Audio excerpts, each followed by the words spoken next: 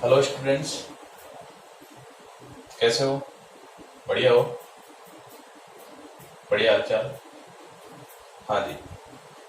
अपना जो टॉपिक चल रहा था वो चल रहा था गाउस के नियम के अनुप्रयोग। ठीक है। और गाउस के नियम के अनुप्रयोग में हमने 3 अनुप्रयोग कंप्लीट कर लिए थे। ठीक। आज हम बात करने जा रहे हैं, मैं एक ही अनुप्रयोग में और 2 अनुप्रयोग कंप्लीट कराऊंगा। ठीक है। तो बड़े ध्यान से देखना है, गौर से देखना है, बहुत इंपॉर्टेंट टॉपिक है ना। पहले ही बोला था मैंने कि गाउस के नियम के जो अनुप्रयोग हैं ये सबसे ज्यादा इंपॉर्टेंट टॉपिक है। ठीक है। कोई सा भी एग्जाम हो, हर एग्जाम के लिए very very important topic. Okay. तो आज हम बात करने जा रहे हैं गाउस के नियम से समरूप आवेशित गोलीय कोश के कारण विद्युत क्षेत्र की तीव्रता, मतलब intensity of electric field due to uniformly charge spherical shell by Gauss law. ठीक है। बहुत ध्यान से देखना। तो सबसे पहले हम यहाँ इस टॉपिक के अंदर हम बात कर रहे हैं कि जो अपना टॉपिक आ रहा है वो क्या आ रहा है, ये आ रहा है गोलीय कोश। ठीक है। इस गोलीय कोश का मतलब क्या होता है? बहुत सिंपल है, ध्यान से सुनना। जैसा कि कोष्टक में लिखा हुआ है, नेक्स्ट खोखला गोला। ठीक है। इसका मतलब है कि जैसे अपनी जो गेंद होती है, एक तो होती है अपनी रबड़ की गेंद, ठीक है, जो अंदर से ठोस होती है। ठीक। और एक जो गेंद होती है अपनी, वो होती है प्लास्टिक की। ठीक है। जिस पर केवल क्या होता है, ऊपर ही ऊपर पृष्ठ ही पृष्ठ होता है, अंदर जो है उसके अंदर क्या है, केवल वायु होती है। ठीक है, निर्वात जो भी है। ठीक है। अच्छा, तो इसका मतलब है कि अंदर का जो भाग है वो कैसा है, खोखला है। तो उस भाग को हम उस गोले को हम क्या बोलेंगे, गोलीय कोश बोलेंगे। ठीक है। अच्छा, तो एक चीज ध्यान से सुनना कि ये गोलीय कोश है। ठीक है। और एक मैं लेके चल रहा हूं चालक गोला। क्या लेके चल रहा हूं? चालक गोला। ये तो है खोखला गोला। अब खोखला गोला कैसा भी हो सकता है, ये चालक भी हो सकता है और अचालक भी हो सकता है। ठीक है, ध्यान रखना। और ये है चालक गोला। तो खोखला गोला, लेकिन ध्यान रखना कि जो खोखला गोला है इसकी जो ये पर्दी है, पर्दी है ना, ये वाली पर्दी जो है ये क्या होनी चाहिए, बिल्कुल कम होनी चाहिए, मोटाई कम होनी चाहिए इसकी। ठीक है, एक परतनुमा होनी चाहिए। क्या होनी चाहिए? एक परतनुमा होनी चाहिए। ठीक है।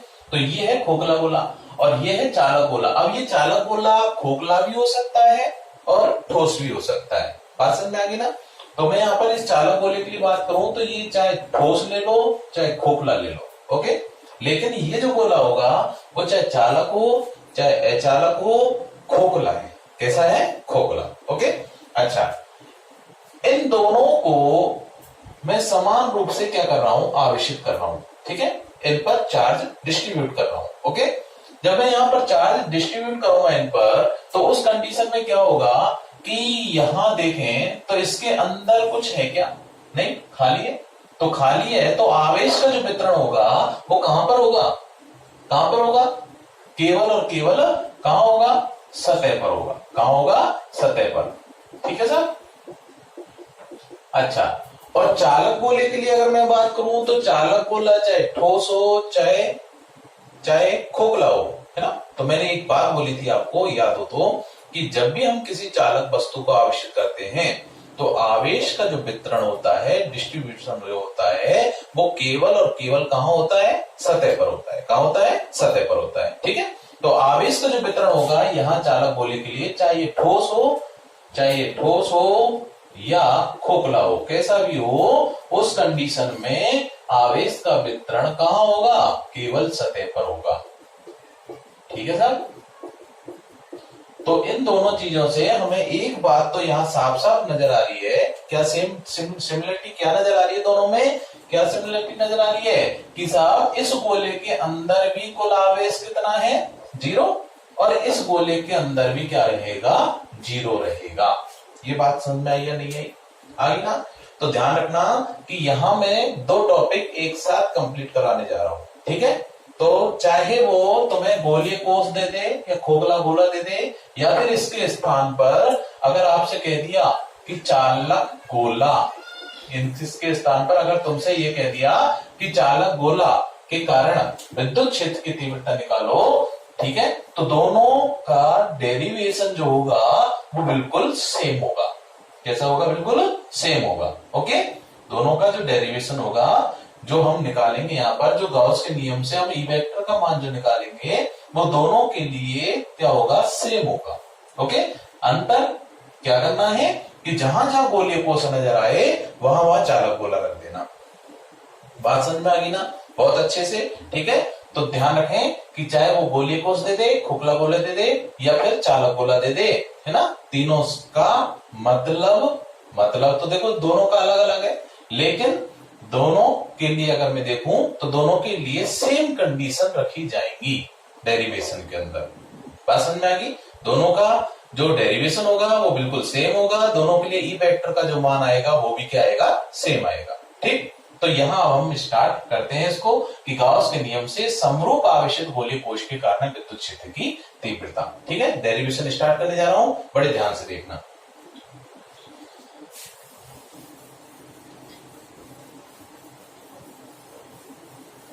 हाँ जी, तो सबसे पहले तो खोखला गोला, तो ये ले लिया हमने खोखला गोला। ठीक है, अब ये खोखला गोला है और ये मान लिया मैंने कितनी त्रिज्या का है? अब ध्यान रखना, ये मान लिया मैंने कितनी त्रिज्या का है? कैपिटल आर त्रिज्या का है। ठीक है, तो एक चीज याद रखना कि जब भी हम जिस बिंदु पर है ना, जो मान याद करने जा रहे हैं, आर जो मानेंगे हम, दूरी जो मानेंगे, जो दिया गया जो बिंदु है उस पर जो हम दूरी मानेंगे वो हमेशा स्मॉल आर से मानेंगे। ठीक है, और जो ज्ञात वैल्यू होगी, दूरी की जो ज्ञात वैल्यू होगी वो क्या रहेगी? कैपिटल आर रहेगी। ठीक है, तो ये जो ज्ञात वैल्यू, ये कैसी वैल्यू है? ज्ञात वैल्यू जैसे दे दिया उसने कि 10 सेंटीमीटर त्रिज्या का एक गोला है या गोलीय कोष है, खोखला गोला है, कैसा भी ऐसे दे सकता है कुछ। ठीक है, तो इस कैपिटल आर का मान हमें ज्ञात है। ठीक, अच्छा, अब ये कह रहा है क्वेश्चन में कि इसको समरूप आवेशित करो, तो इसका मतलब एक समान रूप से इसको क्या करें? हम आवेशित करें, तो आवेशित कर देते हैं। तो आवेश का जो वितरण होगा वो केवल और केवल कहां पर होगा? बताओ, केवल और केवल कहां होगा? सतह पर होगा। ठीक है सर, अंदर आवेश कितना रहेगा? 0 रहेगा। क्यों रहेगा? क्योंकि गोला कैसा है? खोखला है। कैसा है? खोखला। ठीक, अब एक बात बताओ, अब ये कह रहा है कि इस गोले के कारण, ये कंडीशन ये है तुम्हारा गोलीय को आवेशित गोलीय कोष, और इसके कारण हमें किसी बिंदु पर क्षेत्र की तीव्रता ज्ञात करनी है। अब किसी बिंदु की बात करें तो कोई बिंदु जो होगा उसकी स्थिति जो होगी वो कहां हो सकती है? ये देखो, सोचो, दिमाग लगाओ कि बिंदु जो है वो कहां कहां हो सकता है। ठीक है, तो बिंदु कहां हो सकता है? एक तो कंडीशन क्या आएगी कि इस गोले के बाहर हो सकता है, कहीं भी हो सकता है, कोई जरूर नहीं, यहां हो सकता है, यहां हो सकता है, यहां हो सकता है, यहां हो सकता है, यहां हो सकता है, यहां हो सकता है, कहीं भी हो सकता है, लेकिन गोले से बाहर होगा। क्लियर? अच्छा, दूसरी बात कि जो बिंदु होगा वो कहां? इसके सतह पर हो सकता है। कहां हो सकता है? इसकी सतह पर हो सकता है। बात समझ में आ गई? अच्छा, तीसरी कंडीशन क्या होगी कि जो बिंदु है वो कहां हो सकता है? इसके अंदर हो सकता है, कहीं भी। और ये बात समझ में आई है? नहीं आ गई ना? तो इसका मतलब है हमें तीनों कंडीशन ज्ञात करनी है।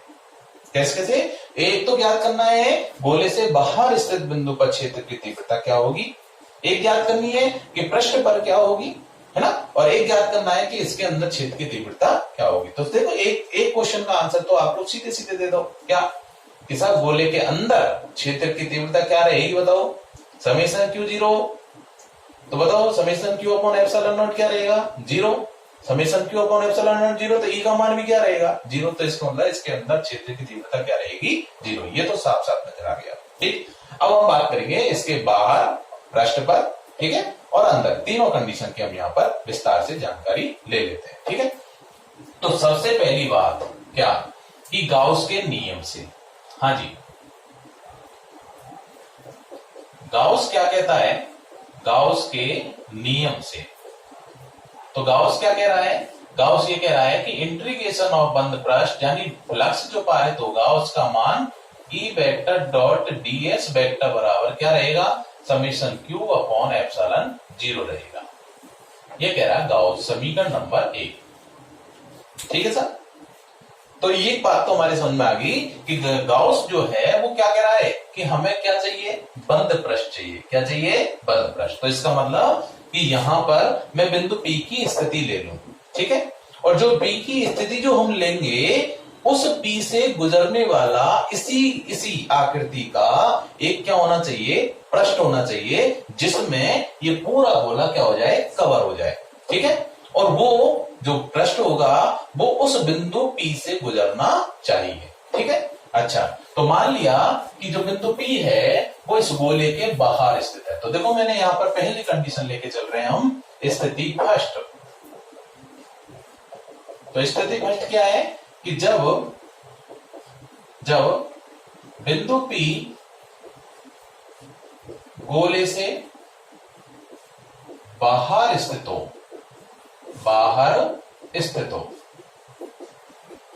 ठीक है, तो बिंदु P गोले से बाहर स्थित है।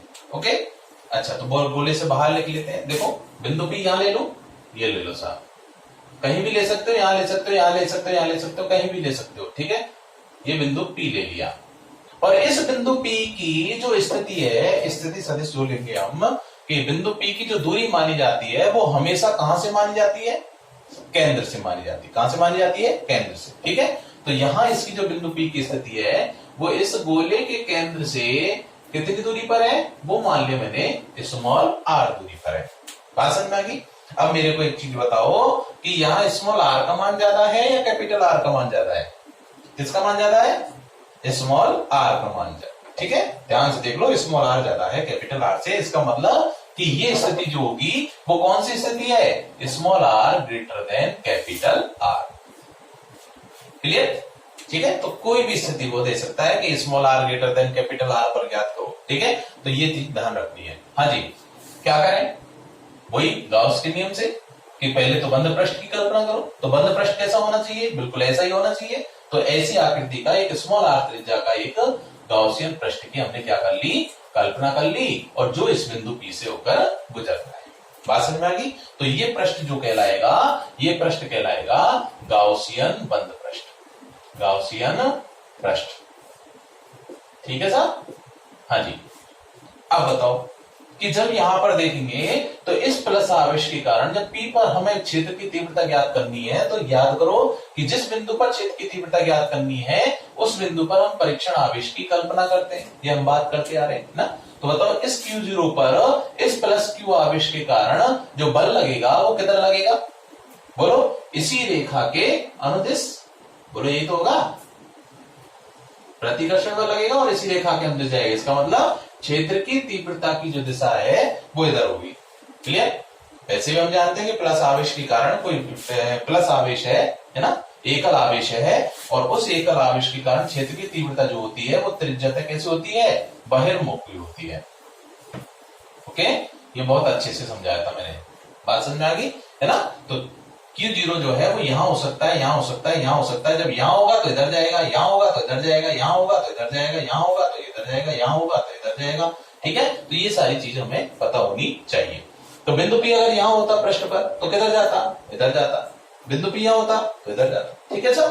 तो इसका मतलब दिशा सभी की क्या होती, अलग अलग होती। बात समझ में आ गई। लेकिन कैसे होती, त्रिज्यता बहिर्मुखी। त्रिज्या क्या है इसकी, बताओ, गाउसियन पृष्ठ की जो त्रिज्या है वो क्या है, स्मॉल r, और त्रिज्यता बहिर्मुखी। ठीक है सर, बाहर की ओर। अच्छा, तो अपने गाउसियन पृष्ठ की कल्पना कर ली। अच्छा, इस पृष्ठ के क्षेत्रफल की दिशा, क्यों, क्योंकि अपने पास समीकरण 1 में हम LHS की बात कर रहे हैं। किसकी बात कर रहे हैं, LHS की, क्योंकि चित्र में LHS से।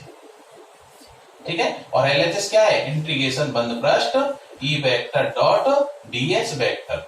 ओके, इसका मान हमें ज्ञात करना है, फिर समीशन Q अपॉन एप्सिलॉन 0 ज्ञात करना है, और दोनों की वैल्यू इस समीकरण में पुट करेंगे, E का मान अपने पास आ जाएगा। क्लियर, ये काम करना है हमें। ठीक, अच्छा, मान लेते हैं कि इस पूरे पृष्ठ पर वितरित जो कुल आवेश है उसका मान कितना है, Q है। पूरे पृष्ठ पर जो वितरित आवेश है वो कितना है, Q है, कैपिटल Q है। टोटल आवेश कितना है, समीशन Q है, ये हमने मान लिया। ये माना है, पूरा मान के चल रहे हैं हम, हमें कुछ ज्ञात नहीं है अभी फिलहाल, ठीक है, मान के चल रहे हैं। ओके, अच्छा अब बताओ, तो यहां पर ई वेक्टर की दिशा तो अपने पास आ गई, लेकिन डीएस वेक्टर की दिशा पता है क्या? नहीं पता। तो डीएस वेक्टर की तो हमने क्या किया कि यहां पर इसको अल्पांशों में व्यक्त मानते हैं, तो इसको मान लिया सब ये अल्पांश मान लेते हैं हम कुछ भी ना, और इसका जो क्षेत्रफल है वो डीएस मान लेते हैं, तो उसकी दिशा भी किधर होगी? वो भी इसी दिशा में होगी। क्यों? बाहर की ओर ही तो होती है।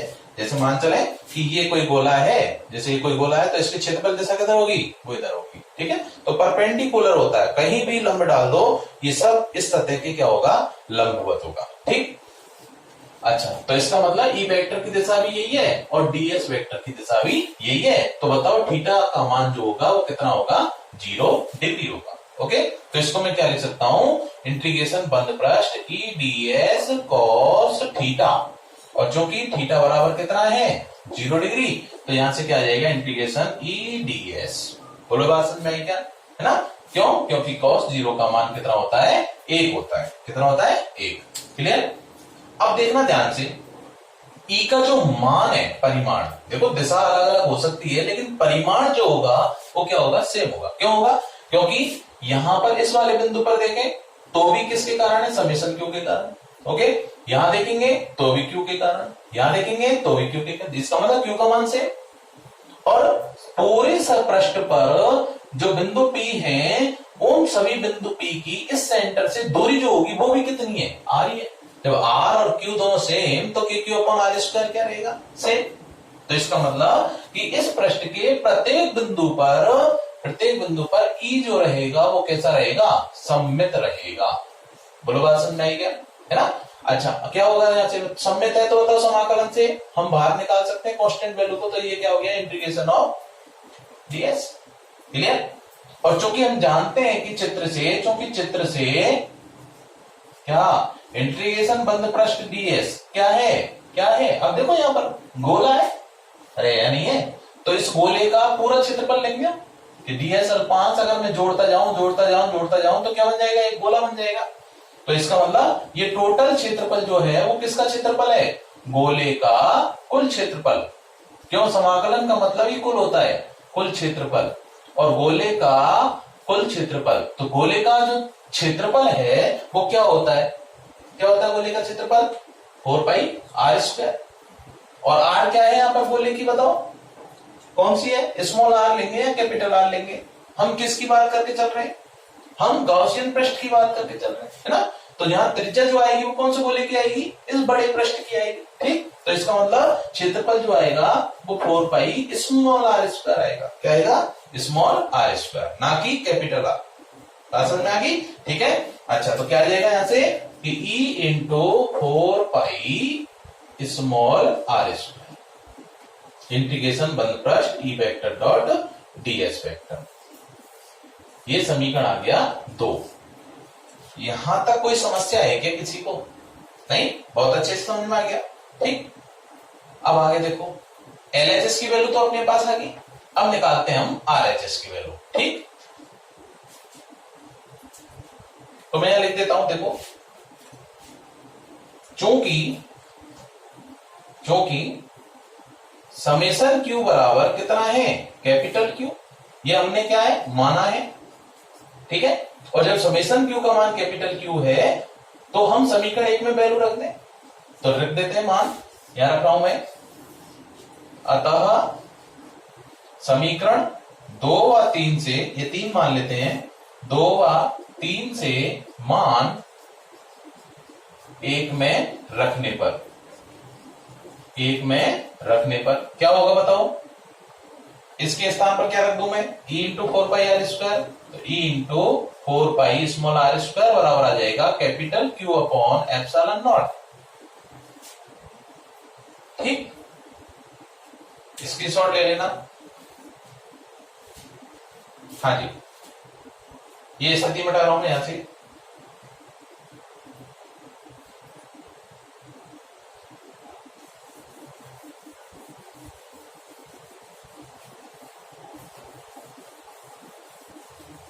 हाँ जी, क्या हो जाएगा बताओ? देखना, E बराबर Q अपॉन एप्सिलॉन 0 4πr² का मैं इधर भाग लगा देता हूं तो क्या बचेगा, इंटू 1 में जाएगा 4πr²। बात समझ में आ गई। और यहां से देखो चूंकि 1/4πε0, 4π इंटू ε0 किसके बराबर होगा, वो होगा k के बराबर। तो यहां से क्या आ जाएगा, E बराबर KQ/r²। ये आ गई सब वैल्यू, समीकरण नंबर ए। और ये वैल्यू जो आई है वो आई है आउट। आउट मतलब कि बाहर स्थित बिंदु के लिए क्षेत्र की तीव्रता का जो मान होता है वो KQ/r² होता है। तो इसका मतलब है कि अगर r का मान चेंज होगा, देखो ये r स्मॉल r जो वैल्यू है वो चेंजेबल है और कैपिटल R जो है वो क्या है, कांस्टेंट वैल्यू। ठीक है, तो स्मॉल r का मान अगर चेंज करेंगे तो capital R, sorry small r का मान अगर चेंज करता हूं तो E आउट का मान भी क्या होगा, चेंज होगा। बात समझ में आ गई। ठीक, Q का मान चेंज करेंगे तो भी आउट का मान क्या होगा, चेंज होगा। तो इसका मतलब E का जो मान है वो Q और स्मॉल r दोनों पर निर्भर है। तीसरी बात कि K का मान डिपेंड करता है किस पर, ε0 पर। ε0 का जो मान है, एप्सिलॉन का जो मान होता है वो माध्यम पर डिपेंड है। तो इसका मतलब E का मान भी किस पर डिपेंड करेगा, माध्यम पर डिपेंड करेगा। क्लियर। हाँ जी, अब कंडीशन सेकंड ले लेते हैं। ठीक है, हटा दूं।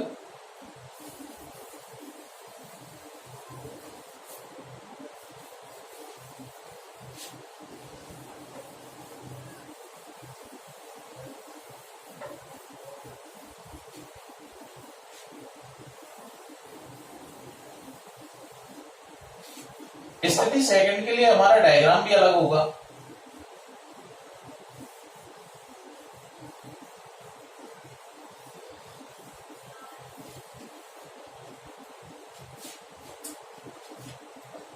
स्थिति सेकंड,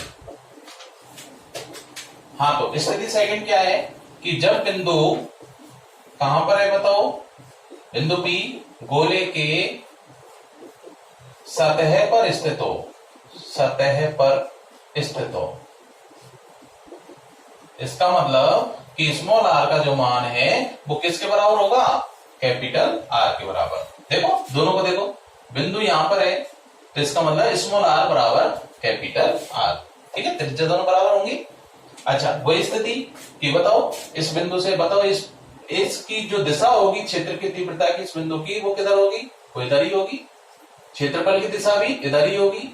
तो इसका मतलब ds वेक्टर की दिशा, E वेक्टर की दिशा, दोनों की दिशा सेम। तो थीटा बराबर यहां भी क्या है, 0 डिग्री। ठीक है, तो देखो चित्र से LHS क्या रहेगा, इंटीग्रेशन बंद पृष्ठ E vector dot ds vector बराबर क्या आएगा, E ds cos थीटा। और जो कि थीटा बराबर 0, तो बताओ cos 0 का मान कितना होता है, 1 होता है। तो बताओ क्या आ जाएगा यहां से, इंटीग्रेशन बंद पृष्ठ E इंटू ds। अब चूंकि E देखो पूरे पृष्ठ के सभी बिंदु पर, यहां हो सकता है, यहां हो सकता है, यहां हो सकता है, यहां हो सकता है, सभी जगह क्या रहेगा, सेम रहेगा। तो E क्या है यहाँ पर, सममित। और जब E सममित है तो इसको समाकलन से बाहर निकाल लेते हैं। तो क्या आ जाएगा यहां से, इंटीग्रेशन बंद पृष्ठ इंटू ds।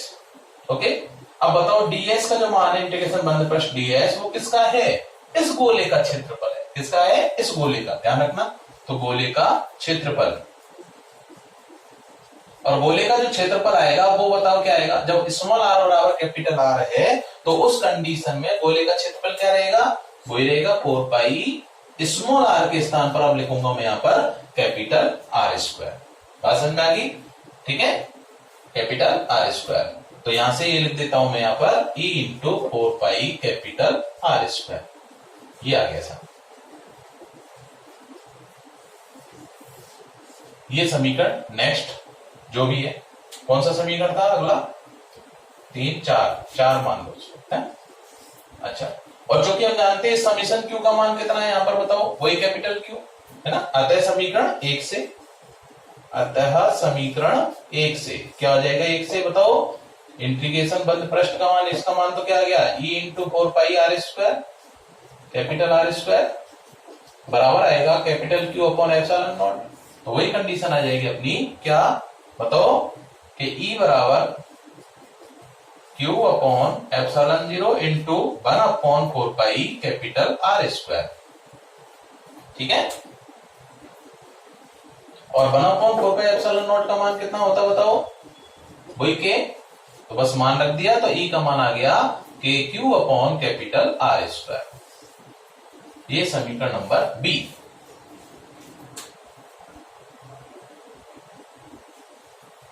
हाँ जी बताओ, कैपिटल आर का मान कैसा है, कांस्टेंट है ना, और क्यू का मान हमें वो उसने दे रखा है, चेंज नहीं करा, क्योंकि एक बार जो दे दिया वो क्यू, वो एक बार दे दिया उसने, ठीक है, चेंज नहीं होगा बाद में। ठीक है, कैपिटल आर का मान भी क्या रहेगा, नो चेंज, है ना, के का मान भी क्या रहेगा, नो चेंज। तो इसका मतलब ये जो वैल्यू आएगी ई की सतह पर, वो कैसी आएगी, कांस्टेंट वैल्यू आएगी, नियत वैल्यू आएगी। बात समझ में आ गई, तो इसका मतलब है ई एस। ओके, और ये जो वैल्यू आएगी वो कैसे आएगी, कांस्टेंट।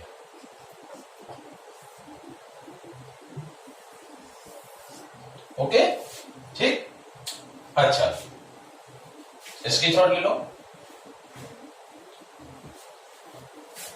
स्थिति थर्ड की बात करते हैं अब।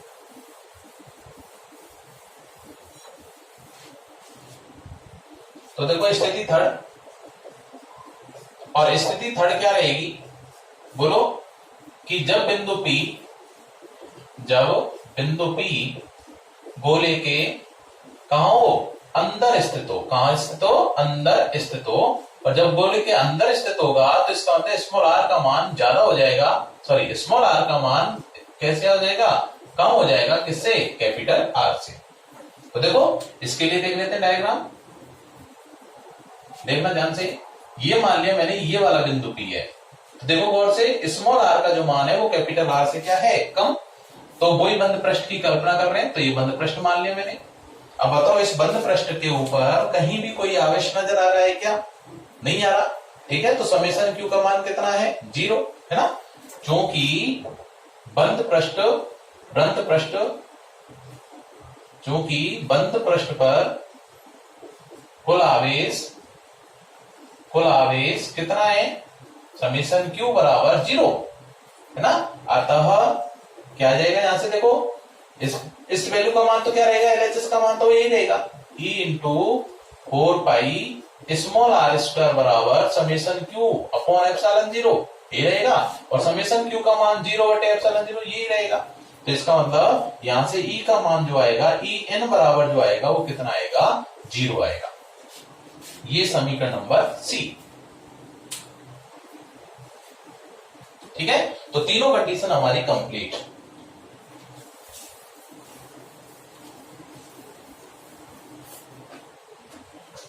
ठीक, हाँ, तो ई एन का मान कितना आया, 0 आया, ई एन का मान कितना आया, 0। और मैं यहां साइड में लिख देता हूं कि ई पृष्ठ, है ना, ई आउट, सबसे पहले तो आउट का मान कितना आया, K Q upon small are square आया। ई एस का मान कितना आया पृष्ठ का, के Q upon capital R square आया, और ई इन का मान कितना आया, वो आया 0।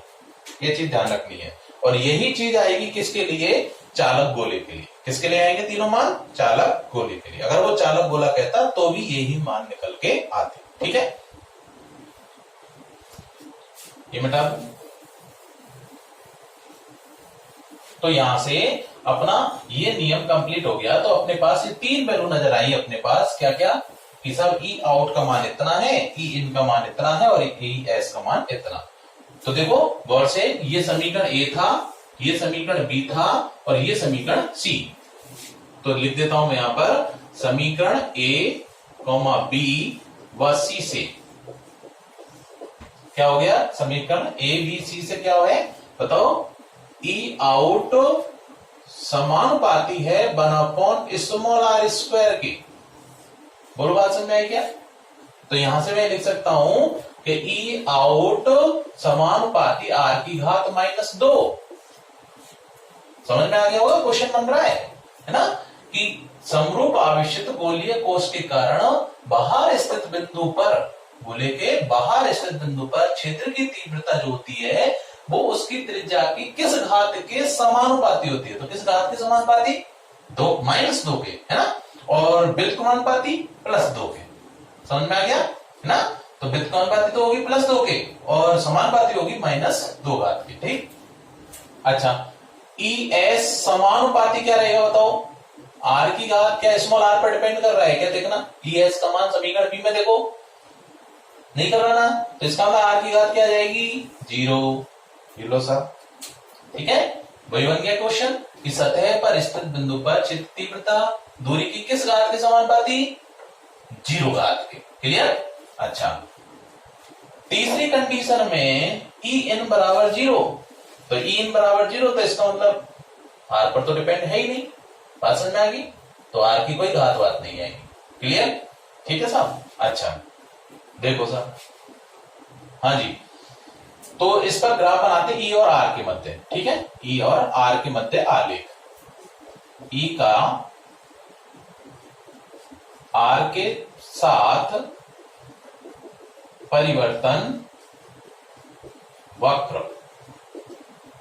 हाँ जी, तो वही ग्राफ बनाते हैं।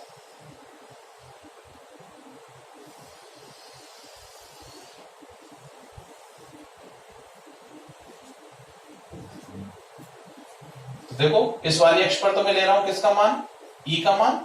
ठीक है, विद्युत क्षेत्र की तीव्रता का मान किसमें होगा, न्यूटन बटे कूलॉम स्क्वायर में होगा। क्लियर।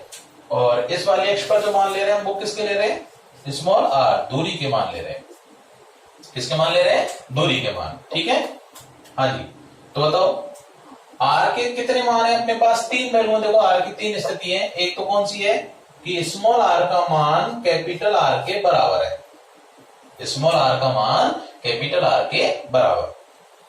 दूसरी कंडीशन क्या है, अब बताओ यहां पर देखो जो मान बढ़ रहा है 0 से, वो किसका मान बढ़ रहा है इस वाले अक्ष पर, बताओ किसका मान बढ़ रहा है, R कैपिटल R का या स्मॉल r का, स्मॉल r का मान बढ़ रहा है। ठीक है, तो इसका मतलब कि इस वैल्यू से इधर जो स्मॉल r का मान रहेगा वो कैपिटल R से क्या रहेगा, कम, और जब यहां से आगे जाएगा तो स्मॉल r का मान क्या हो जाएगा, ज्यादा। तो इसका मतलब ये वाली जो वैल्यू है वो तो कहां की है, अंदर वाली स्थिति है ना, 0 से। देखो 0 यहां पर क्या रहेगा 0, और 0 से आगे चलते जाते हैं तो यहां पर जाकर r बराबर r हो जाता है, और फिर उसके बाद स्मॉल r का मान कैपिटल R से ज्यादा हो जाता है। ठीक है, तो ये 0 स्थिति हो गई। क्लियर। अब बताओ कि r बराबर r पर जो वैल्यू आ रही है वो कैसी आ रही है, कांस्टेंट वैल्यू आ रही है। देखो कांस्टेंट, इसका मतलब हमें मान दे रखा है, मान लिया कि कितना मान दे रखा है उसने, इतना मान है, कितना है इतना। ठीक है, और ये मान ये हो गया साहब r बराबर r, ये लो साहब। ठीक है, और ये जो वैल्यू है वो ES बराबर क्या है, KQ upon capital R square है। बात समझ में आ गई कि R बराबर R पर E का जो मान बढ़ेगा वो इस वाली अक्ष पर है। देखो इस वाली अक्ष पर तो E का मान जो है वो कितना है, कांस्टेंट मान वो इतना है मान लिया मैंने। ठीक है, तो ये वाला मान आ गया। बात समझ में आ गई। अच्छा, En का मान बताओ कितना है, 0, तो कोई ग्राफ आएगा क्या, कोई परिवर्तन होगा क्या, नहीं होगा।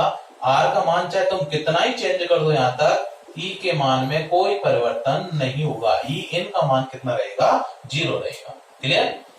R बराबर R greater than capital R पर देखो 1/r स्क्वायर के समानुपाती है ना, यानी R स्क्वायर के व्युत्क्रमानुपाती। तो कैसा ग्राफ आएगा कि E का मान, R का मान बढ़ाऊंगा तो E के मान में क्या होगी, कमी होगी। तो ग्राफ कैसा नजर आता है बताओ, यहां से टच होते चलेगा, ध्यान रखना टच होके चल रहा है, क्यों, पृष्ठ से जा रहा है वो। ठीक है, तो टच होते हुए आएगा और कहां तक जाएगा, अनंत तक जाएगा।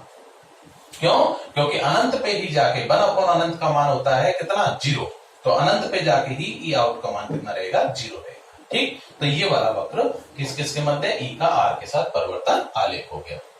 बात समझ में आ गई। ओके, बना लो, स्क्रीनशॉट ले लो। हाँ जी, अब यहां एक क्वेश्चन बता देता हूं कि क्वेश्चन किस प्रकार पूछा जाता है। ठीक है,